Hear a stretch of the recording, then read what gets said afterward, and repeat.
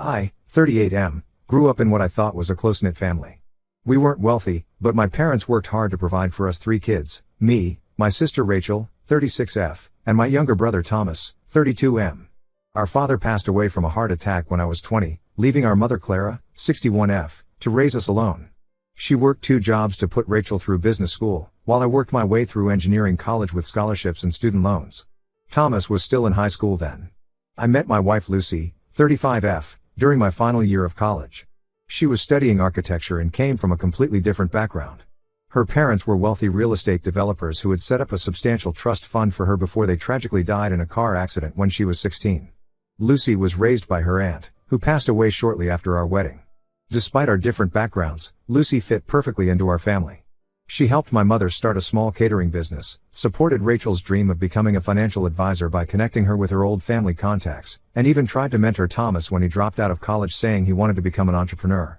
Looking back, I should have seen the signs of how my family, especially Thomas, seemed too interested in Lucy's financial matters. We had 8 beautiful years together before Lucy was diagnosed with aggressive breast cancer. She fought hard for 2 years, but the cancer spread despite multiple treatments. During her final months, she was most concerned about our daughter Ashley, 7F. Lucy knew how hard it was to lose parents young, so she meticulously planned Ashley's future. Lucy converted her trust fund, worth about $850,000, into an inheritance fund for Ashley. She specifically structured it to cover Ashley's education and give her a strong start in life. Against my initial objections, Lucy insisted on making my mother and sister co-trustees instead of me. She said it would be better to have financial professionals managing it, Rachel, while having a loving grandmother, my mother, to ensure the money was used wisely. I trusted my family completely, so I agreed. The first 2 years after Lucy's death were incredibly difficult. My mother moved in with us to help care for Ashley while I struggled with grief and working long hours at my engineering firm. Rachel handled all the paperwork for Lucy's estate and the trust fund, giving us monthly updates about how well the investments were doing. Thomas started visiting more often, always talking about his latest business ideas and how he just needed some capital to get started. Things started changing about 6 months ago. I noticed my mother becoming anxious whenever I mentioned Ashley's future education. She would quickly change the subject or make excuses to leave the room. Rachel, who used to be obsessive about sharing monthly investment reports, began missing our family dinners and ignoring my calls about the trust fund updates. Then last month, my cousin Michael, 41M, who works at the bank where the trust fund was held, called me in a panic. He had discovered numerous unauthorized withdrawals from Ashley's trust fund while reviewing accounts for an audit. The transactions dated back over 2 years and totaled more than $600,000. What made it worse was that many withdrawals were labeled as business investments or family emergency loans. When I confronted Rachel, she broke down completely. She and our mother had been using the money to help Thomas with his supposed business ventures and gambling debts. They claimed Thomas had gotten involved with some dangerous people who were threatening him, and they felt they had no choice but to use Ashley's money to protect him. The betrayal cut deep because I remembered all the times Thomas would visit, playing with Ashley and bringing her expensive gifts. Now I realized he was buying his niece's presents with her own inheritance money. My mother tried to justify their actions by saying Lucy would have wanted to help family, completely ignoring that they were stealing from Lucy's only child. I immediately contacted a lawyer and had forensic accountants go through everything. The investigation revealed that Rachel had been falsifying investment reports to hide the withdrawals. She used her position at her financial advisory firm to create fake documents showing the trust fund was growing when it was actually being drained. My mother wasn't just a passive participant, she had used some of the money to renovate her house, buy a new car, and even went on a cruise with her church group. Thomas had never started any real businesses. Instead, he had been gambling away the money at casinos and through online betting sites. I've already initiated legal proceedings and filed police reports. I moved out of our family home with Ashley and cut all contact with my mother, sister, and brother. Some extended family members are saying I'm being too harsh, that families should forgive each other. Others are encouraging me to press criminal charges. The hardest part is explaining to Ashley why we don't see Grandma anymore, or why Aunt Rachel doesn't come to her school events. She's too young to understand the full extent of what happened, but old enough to feel the loss of her family members. My mother has been telling everyone that I'm overreacting, that they were going to pay back the money eventually. But how do you repay $600,000 when none of them have any significant assets or savings? They didn't just steal money, they stole my daughter's future and betrayed my late wife's trust. Ida for pursuing legal action and cutting them off completely? I feel like I failed Lucy by not protecting the future she planned for our daughter. Edit. To address some common questions, yes, I've already filed police reports and the investigation is ongoing. No, there's no chance of recovering the full amount as most of it was spent on Thomas's gambling and untraceable cash withdrawals. Update 1. It's been 2 months since my original post, and I never expected things to get even worse. The police investigation into my sister Rachel's activities opened up a massive can of worms that has shaken our entire extended family and local community. The forensic accountants discovered that Rachel's scheme went far beyond just stealing from Ashley's trust fund. She had been running a complex fraud operation at her financial advisory firm, using her clients' accounts to cover up the withdrawals from Ashley's trust fund. When she needed money for Thomas, she would take it from elderly clients' retirement accounts, then use other clients' money to cover those withdrawals, creating a massive Ponzi scheme. One of her victims was our own Aunt Patricia, 68F, who lost her entire retirement savings of $180,000. Aunt Patricia had trusted Rachel completely, even convincing her friends at church to invest with her. Now over a dozen elderly people in our community have lost their life savings. The firm's internal audit finally caught up with Rachel's activities when one of her clients tried to make a large withdrawal for medical expenses and the money wasn't there. She was fired immediately, and the firm is now facing multiple lawsuits. They're cooperating with authorities, which has helped uncover even more evidence of fraud. Thomas's involvement turned out to be deeper than anyone suspected. Bank records show that Rachel would transfer money to his accounts, and he would withdraw it in cash at various casinos. He claimed he was using the money for business investments, but surveillance footage from these casinos shows him gambling away tens of thousands of dollars in single nights. My mother's role in all this has become clearer too. While she acts innocent and claims she only signed documents Rachel put in front of her, her bank records tell a different story. She used trust fund money to not only buy a new car and renovate her house but also to pay off her mortgage and give loans to several church friends, money she knew came from Ashley's inheritance. The community's reaction has been intense. Many people at my mother's church, where she was once a respected elder, have turned against her after learning she helped steal from her own granddaughter and enabled Rachel's fraud against other church members. She's been asked to step down from her church positions and has lost most of her social circle. What's particularly infuriating is that during this time, I discovered my mother and Rachel had been spreading lies about me in the community. They told people I had gambling problems and that they were protecting Ashley's inheritance from me. Some people actually believed them, which explains the cold shoulders I've been getting at community events. My cousin Michael, who initially alerted me to the theft, has provided more details about how the scheme worked. Rachel would come to the bank with documents supposedly signed by me, authorizing withdrawals for Ashley's educational expenses or medical needs. The signatures were forged, and Rachel used her professional reputation to prevent anyone from questioning the transactions too closely. The investigation has also revealed that Thomas has multiple maxed-out credit cards and loans from questionable sources. He's been telling these creditors that he's expecting a big inheritance, leading them to believe he has money coming.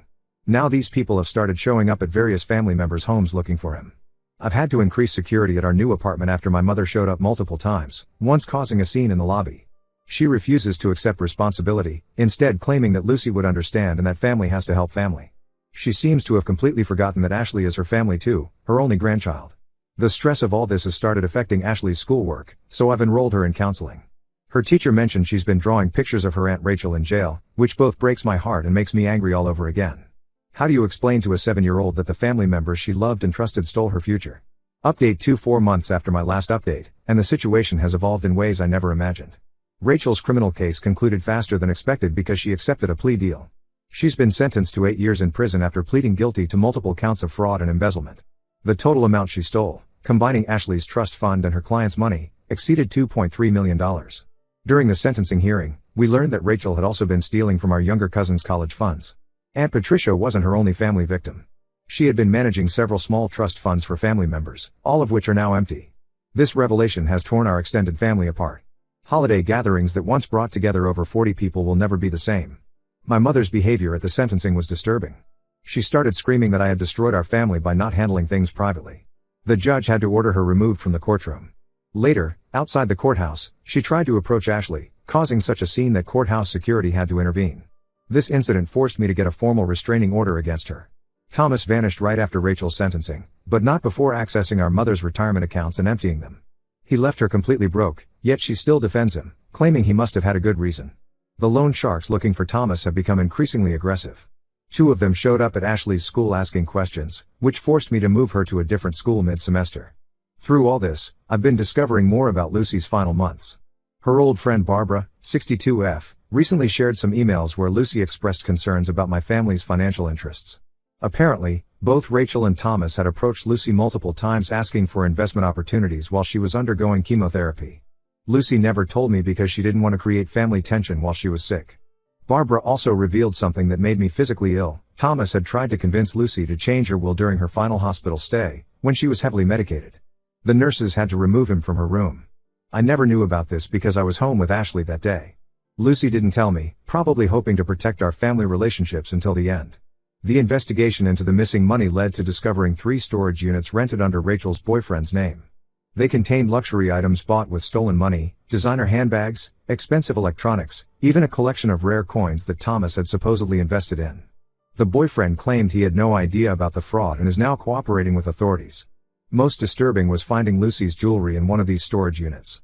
Pieces I thought my mother was keeping safe for Ashley had been sold or pawned. The only piece we recovered was Lucy's engagement ring, which Rachel had apparently been wearing herself. The sheer audacity of this discovery left me speechless. Update 3. It's been 6 months since my last update, and I believe this will be my final post about this situation. Thomas has been found in Cabo San Lucas, Mexico, living under a false identity. He had been working as a financial consultant for American tourists, running the same old scams with a new group of victims. The Mexican authorities arrested him after he tried to scam an undercover FBI agent who was actually investigating a different fraud case. During his arrest, they found multiple fake passports and credit cards in different names. He's being extradited back to face charges both for the trust fund theft and his new scams in Mexico. My mother's reaction to Thomas's arrest was extreme. She had a severe stroke and has been hospitalized. Various family members have been pressuring me to visit her, saying she's been asking for Ashley and me. Some are claiming she's had a change of heart and wants to make amends, but others have revealed she's mainly concerned about who will take care of her now that she's disabled. Through all of this, more family secrets have emerged.